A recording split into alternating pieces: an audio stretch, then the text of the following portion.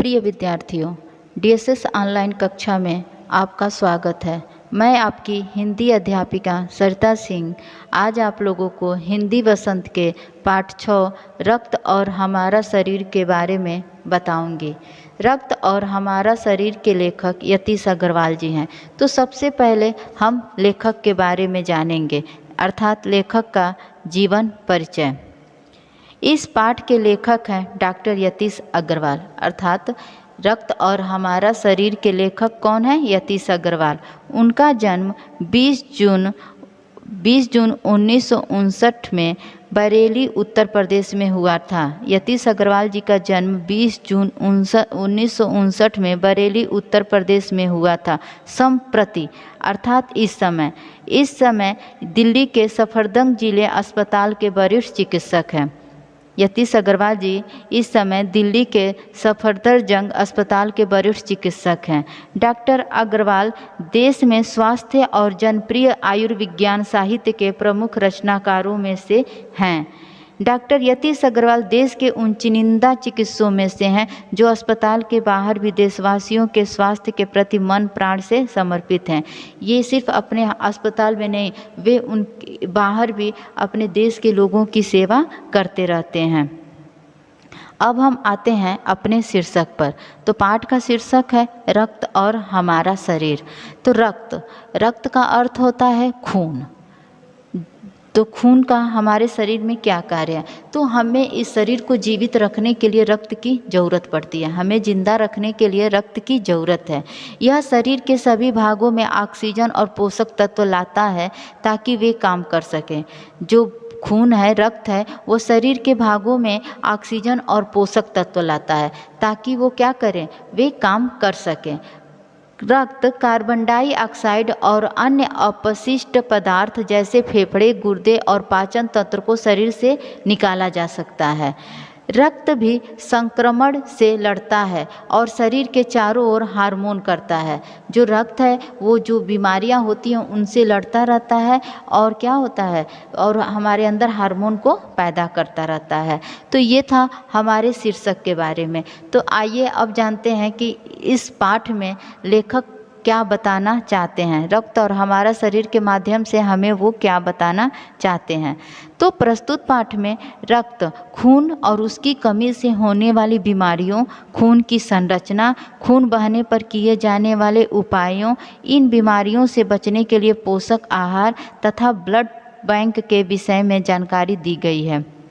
जो हमारा शीर्षक है रक्त और हमारा शरीर, इसमें लेखक ने हमें बताया है कि जब हमारे शरीर में खून की कमी होती है तो हमें कौन सी बीमारियां होती है और हम अपने शरीर में खून का निर्माण कैसे कर सकते हैं, और जब खून बहने लगता है तो उनको कैसे रोका जा सकता है। इन बीमारियों से बचने के लिए उन्होंने हमें पोषक आहार, जो संतुलित पोषक आहार होते हैं, हमें क्या क्या लेना चाहिए उसके बारे में, और जो ब्लड बैंक है जहां हम अपने ब्लड को देते हैं और हमारा ब्लड सुरक्षित रहता है, तो उसके बारे में जानकारी दी गई है। तो अब हम इस पाठ को विस्तार पूर्वक पढ़ेंगे और उसकी व्याख्या करेंगे। दिव्या अनिल की छोटी बहन है। यूं तो वह शुरू से ही कमज़ोर है, लेकिन इधर कुछ दिनों से उसे हर समय थकान महसूस होती रहती है। मन किसी काम में नहीं लगता। भूख भी पहले से कम हो गई है। अस्पताल में उसे डॉक्टर ने देखा तो कहा, लगता है दिव्या के शरीर में रक्त की कमी हो गई है, जांच कराकर देखते हैं।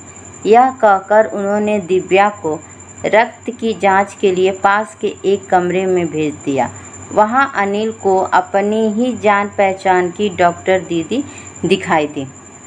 तो इसमें लेखक ने 2 बच्चों को बारे में बताया है, एक लड़का और एक लड़की। तो लड़के का नाम अनिल और लड़की का नाम दिव्या रहता है। तो दिव्या जो कि अनिल की छोटी बहन रहती है, वो बचपन से ही क्या होती है, कमज़ोर रहती है। लेकिन इधर कुछ दिनों से उसे बहुत ही थकान महसूस होता है, तो वो और उसका किसी भी काम में मन नहीं लगता, उसे भूख भी नहीं लगती। तो एक दिन अनिल ने दिव्या को लेकर अस्पताल गया और वहाँ उसे डॉक्टर से दिखाया। तो जब डॉक्टर ने देखा तो कहा इसके शरीर में खून की कमी है, इसको हम लोग क्या करते हैं, इसकी जांच कराते हैं। और उन्होंने दिव्या को एक बगल वाले कमरे में भेज दिया। तो जब अनिल ने दिव्या को लेकर वहाँ गया तो उसे ही अपनी जान पहचान की डॉक्टर दीदी क्या हुई, दिखाई दी। डॉक्टर दीदी ने कहा, कहो अनिल कैसे आना हुआ। अनिल ने बताया कि डॉक्टर ने दिव्या को खून की जांच के लिए आपके पास भेजा है। जब डॉक्टर दीदी ने अनिल को देखा तो कहा, अनिल तुम यहाँ, कहो कैसे आना हुआ। तो अनिल ने बताया कि दिव्या को खून की कमी हो गई है, उसी का जांच कराने के लिए आपके पास भेजा गया है। इतना सुनते ही डॉक्टर दीदी ने दिव्या की उंगली से रक्त की कुछ बूंदें एक छोटी सी शीशी में डाल दी और स्लाइड पर लगा दी। फिर अनिल से बोली, अनिल तुम कल अस्पताल से रिपोर्ट ले जाना। तो यहाँ पे एक बेटा दिया है शब्द स्लाइड। स्लाइड का अर्थ होता है खून जांच करने का यंत्र। जब डॉक्टर दीदी ने सुना कि दिव्या को खून की कमी है तो उन्होंने तुरंत क्या किया, उसकी उंगली से कुछ खून की बूंदें को एक शीशी में डाल दिया और उसे स्लाइड पर लगा दी जहां खून जांच किया जाता है। और फिर वह अनिल से बोली कि तुम अब कल अस्पताल आना और यहां से रिपोर्ट ले जाना। अगले दिन अस्पताल पहुंचकर अनिल ने डॉक्टर दीदी के कमरे के दरवाजे पर दस्तक दी। भीतर से आवाज़ आई, आ जाओ। जब अगला दिन हुआ तो अनिल ने क्या किया, वह अस्पताल पहुंचा और दीदी के दरवाजे पर जाकर वो क्या किया, खटखटाने लगा। तभी उसे अंदर से ही आवाज़ आई कि अनिल आ जाओ। तब अनिल ने कमरे में प्रवेश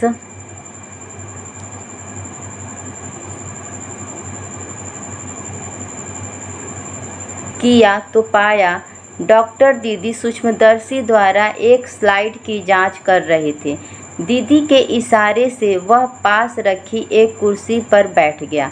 स्लाइड की जांच पूरी होने पर डॉक्टर दीदी ने साबुन से हाथ धोए और तौलिए से पोंछती हुई बोली, अनिल दिव्या को एनीमिया है, चिंता की बात नहीं, कुछ दिन दवा लेगी तो ठीक हो जाएगी। जब अनिल अंदर गया तो देखा कि सूक्ष्मदर्शी द्वारा वह स्लाइड की जांच कर रहे थे। तो बेटा यहाँ पे दिया है सूक्ष्मदर्शी। सूक्ष्मदर्शी का अर्थ होता है वह यंत्र जिसके द्वारा छोटी चीज़ भी क्या होती है, बड़ी दिखाई देती है। तो जब वह अंदर गया तो देखा कि डॉक्टर दीदी क्या कर रही हैं, सूक्ष्मदर्शी द्वारा खून की जिसमें वो खून की बूंदें, जो यंत्र है जिसमें वो खून को डाली थी, तो वो सूक्ष्मदर्शी द्वारा क्या कर रही हैं, उसकी जांच कर रही हैं। तो दीदी जांच करते ही उसे इशारा किया कि तुम क्या करो, कुर्सी पर बैठ जाओ। और उसके बाद वो जांच करके आई और साबुन से अपने हाथों को धोया और तौलिए से पोंछती हुई अनिल को बताया कि दिव्या को एनीमिया है। फिर उसके बाद कहती हैं कि इसमें चिंता की बात नहीं है, कुछ दिन वो दवा लेगी तो क्या हो जाएगी, ठीक हो जाएगी। अनिल के मन में जिज्ञासा हुई। वह बोला, दीदी एक सवाल पूछूं? हाँ हाँ क्यों नहीं, डॉक्टर दीदी ने कहा। एनीमिया से आपका क्या मतलब है दीदी, उसने पूछा। जब डॉक्टर दीदी ने बताया कि इसे एनीमिया है और तुम्हें चिंता करने की कोई बात नहीं है, कुछ दिन जब दवा चलेगा तो ये ठीक हो जाएगा, तो अनिल के मन में मतलब जिज्ञासा उत्पन्न होने लगी, उत्सुकता होने लगी। वह एनीमिया के बारे में जानना चाहता था। तो वो तब डॉक्टर दीदी से कहता है कि दीदी क्या मैं आपसे एक सवाल पूछ सकता हूँ? तो डॉक्टर दीदी कहती हैं क्यों नहीं, पूछो क्या पूछना चाहते हो। तो वो कहता है कि एनीमिया से आपका क्या मतलब है। यह जानने के लिए तुम्हें रक्त के बारे में जानना होगा, डॉक्टर दीदी ने कहा। फिर बोली, अनिल देखने में रक्त लाल द्रव के समान दिखता है, किंतु इसे सूक्ष्मदर्शी द्वारा देखें तो यह भानुमति के पिटारे से कम नहीं। उसके बाद वह कहती हैं कि अगर तुम्हें एनीमिया को जानना है तो सबसे पहले तुम्हें खून के बारे में जानना होगा।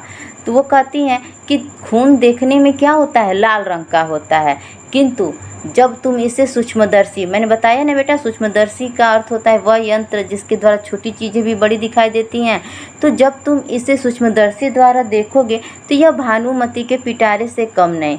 भानुमति के पिटारे, तो भानुमति के पिटारे का अर्थ होता है बहुत तरह की वस्तुओं से भरा हुआ पिटारा, ऐसा पात्र जिसमें भांति भांति का चीज़ यानी अनेकों प्रकार के वस्तुएं होती हैं। तो कहती हैं जब तुम सूक्ष्मदर्शी द्वारा देखोगे तो इसमें तुम्हें अनेकों प्रकार के कण दिखाई देंगे।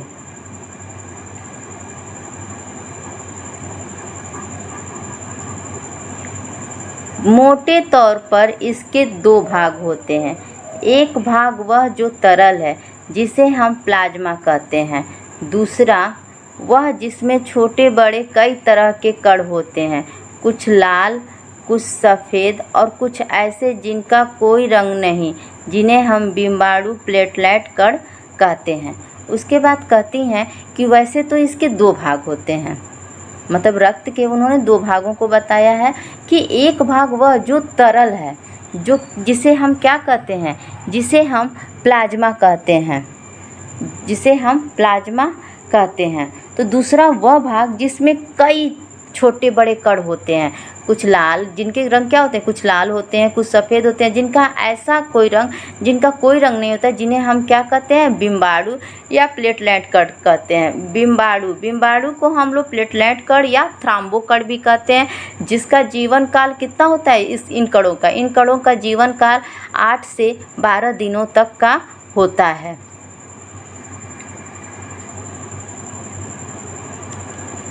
ये कण प्लाज्मा में तैरते रहते हैं। उसके बाद दीदी कहती हैं कि जो ये बिम्बाणु होते हैं ये क्या होते हैं, ये प्लाज्मा में तैरते रहते हैं। इतना कहकर डॉक्टर दीदी ने सूक्ष्मदर्शी के नीचे एक स्लाइड लगाई, उसे फोकस किया और बोली, देखो अनिल, सूक्ष्मदर्शी द्वारा जो कण तुम्हें दिखाई दे रहे हैं ये हैं लाल रक्त कण। उसके बाद डॉक्टर दीदी कहती हैं कि अनिल तुम यहाँ आओ, मैं तुम्हें सूक्ष्मदर्शी द्वारा स्लाइड को दिखाती हूँ कि तुम इसमें देखो, इसमें जो भी तुम्हें इस सूक्ष्मदर्शी द्वारा इस स्लाइड्स में जो भी तुम्हें कण दिखाई दे रहे हैं यही क्या है, यही लाल रक्त कण हैं।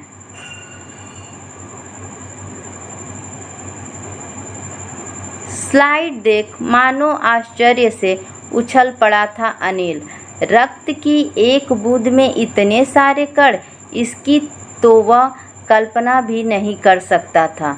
वह बोला, इन्हें देखकर तो ऐसा लग रहा है मानो छोटी छोटी बालूशाही रख दी गई हो।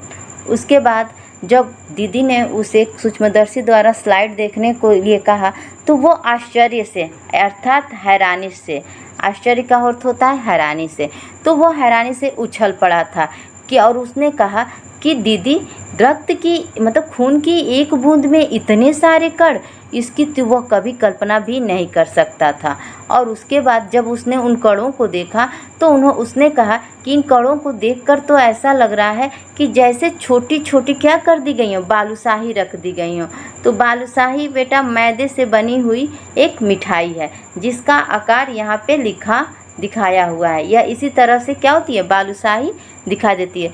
तो जब उसने उन कणों को देखा तो कहा कि दीदी ऐसा लग रहा है कि जैसे इसमें छोटी छोटी क्या कर दी गई हैं, बालूशाही रख दी गई हों। हाँ दीदी बोली, लाल कण बनावट में बालूशाही की तरह ही होते हैं, गोल और दोनों तरफ अवतल यानी बीच में दबे हुए। रक्त की एक बूंद में इनकी संख्या लाखों में होती है। यदि हम 1 मिलीमीटर रक्त ले लें तो उसमें 40 से 55 लाख कण मिलेंगे। इनके कारण ही हमें रक्त लाल रंग का नज़र आता है। ये कण शरीर के लिए दिन रात काम करते हैं। सांस लेने पर साफ हवा से जो ऑक्सीजन तुम प्राप्त करते हो उसे शरीर के हर हिस्से में पहुंचाने का काम इन कणों का ही है। इनका जीवन काल लगभग 4 महीने का होता है। 4 महीने के होते होते ये नष्ट हो जाते हैं, लेकिन एक साथ नहीं, धीरे धीरे। उसके बाद डॉक्टर दीदी कहती हैं कि हाँ, तुम बिल्कुल ठीक कहते हो, इनकी बनावट क्या है, बालूशाही की तरह है, क्योंकि दोनों तरफ ये क्या होता है, गोल गोल और दोनों तरफ अवतल। जैसे ये गोल आकार में तो होता है, लेकिन अवतल, अवतल का अर्थ होता है बेटा, अवतल का अर्थ होता है बीच में दबा हुआ गहरा। जब भी आप लोग बालूशाही देखते हो तो वो गोल होता है, लेकिन वो क्या होता है, बीच में गहरा होता है, मतलब चारों तरफ से दबा हुआ होता है। और उसके बाद कहती हैं कि इन खून की एक बूंद में इनकी संख्या कितनी होती है, लाखों की होती है। यदि तुम 1 मिलीमीटर खून ले लो तो उसमें से तुम्हें 40 से 55 लाख कण मिलेंगे। यदि बेटा आप लोग 1 मिलीमीटर खून को अगर आप देखेंगे तो उसमें 40 से 55 लाख कण मिलेंगे, और इनके कारण ही हमें रक्त लाल रंग का नज़र आता है। और यही जो कण होते हैं ये हमारे शरीर के दिन रात काम करते हैं। यही जो कण होते हैं ये हमारे शरीर में जाकर हमारे शरीर का दिन रात काम करते हैं। जो हम सांस लेने के लिए ऑक्सीजन प्राप्त करते हैं, जो हम लोग साफ़ हवा जो ऑक्सीजन प्राप्त करते हैं, तो उसे जो शरीर के सारे हिस्से में पहुंचाने का काम क्या होता है, इन्हीं कणों का होता है। लेकिन इनका जीवन काल लगभग कितने महीने का होता है, 4 महीने का होता है। और 4 महीने के बाद ये क्या होते हैं, नष्ट होने लगते हैं। लेकिन क्या बेटा, एक साथ नहीं नष्ट होते हैं, ये एक ही साथ नहीं नष्ट होते हैं, ये धीरे धीरे, कुछ आज, कुछ कल और कुछ अगले दिन। वो बताती हैं कि ये कण एक साथ नष्ट नहीं होते हैं, कुछ आज, कुछ कल और कुछ उसके अगले दिन। तब तो कुछ ही महीनों में ये ख़त्म हो जाते होंगे, अनिल ने कहा। यह सुनकर डॉक्टर दीदी मुस्कुरा उठी, बोली, नहीं, ऐसा नहीं होता। शरीर में हर समय नए कण बनते रहते हैं जो नष्ट कणों का स्थान ले लेते हैं। उसके बाद जब डॉक्टर दीदी बताएं कि ये कण 4 महीने में ही नष्ट हो जाते हैं, लेकिन कुछ आज, कुछ कल और कुछ अगले दिन, तब अनिल उनसे कहता है, तब तो ये कुछ ही महीनों में ख़त्म हो जाते होंगे। तो यह सुनकर डॉक्टर दीदी क्या होती हैं, मुस्कुरा उठती हैं और कहती है, नहीं, ऐसा नहीं होता है, क्योंकि शरीर में, जो हमारा शरीर है, इसमें हमेशा नए कण क्या होते हैं, बनते रहते हैं, और जो कण नष्ट हो गए रहते हैं उनका स्थान तुरंत ये नए कण क्या होते हैं, ले लेते हैं। हड्डियों के बीच के भाग मज्जा में ऐसे बहुत से कारखाने होते हैं जो रक्त कणों के निर्माण कार्य में लगे रहते हैं। इनके लिए इन कारखानों को प्रोटीन, लौह तत्व और विटामिन रूपी कच्चे माल की ज़रूरत होती है। यह पौष्टिक आहार लेते हो, हरी सब्जी, फल, दूध, अंडा और गोश्त, ये तत्व उपयुक्त मात्रा में होते हैं। तो जब उसके बाद वो बताती हैं कि हड्डियों के बीच का भाग मज्जा, देखिए बेटा यहाँ पे एक शब्द आया है मज्जा, कि मज्जा का क्या अर्थ होता है। तो शरीर के अंदर की नालीदार हड्डी के अंदर का गुद्दा, जो शरीर के अंदर की नालीदार हड्डी होती है उसके अंदर के गुद्दा को हम लोग क्या कहते हैं, मज्जा। तो बताती हैं कि हड्डियों के बीच का भाग मज्जा में ऐसे बहुत से कारखाने होते हैं जो रक्त कणों के निर्माण कार्य में लगे रहते हैं। जैसे मान लीजिए बेटा, हम लोग जब कोई भी वस्तु खरीदते हैं, जैसे मान लीजिए हम लोग जो कपड़ा ही पहनते हैं या जो भी हम लोग खाद्य पदार्थ खाते हैं, तो वो भी सब क्या होते हैं, वो कारखाने में क्या होते हैं, बनते हैं। तो वो इसी प्रकार ये जो हमारा शरीर है, इनके अंदर भी क्या होता है, कारखाने होता है, और इनमें ही क्या होता है, इन रक्त कणों का निर्माण होता है। और मान लीजिए जैसे हम लोग जब कपड़ा जहाँ बनता है तो वहाँ क्या, सुई, धागा, क्या मशीन, इन सब की ज़रूरत पड़ती है। तो उसी प्रकार इन कणों का निर्माण करने के लिए हमें क्या ज़रूरत पड़ती है, प्रोटीन, लौह तत्व और विटामिन रूपी कच्चे माल की ज़रूरत होती है। और यह कहाँ से मिलते हैं, तो वो कहती हैं कि यदि तुम पौष्टिक आहार लेते हो तो ये विटामिन उनको मिल जाती है। तो ये पौष्टिक आहार क्या होते हैं, हरी सब्जी, फल, दूध, अंडा और गोश्त, ये तत्व उपयुक्त मात्रा में होते हैं। अगर हम ये सब चीज़ सेवन करते हैं तो इनसे ही क्या होते हैं, इन कणों का निर्माण होता है। उम्मीद है आप लोगों को समझ में आया होगा। आज हम इतना ही पढ़ेंगे और उसकी व्याख्या करेंगे। अगले वीडियो में हम इसके आगे के भाग को पढ़ेंगे और उसकी व्याख्या करेंगे। धन्यवाद।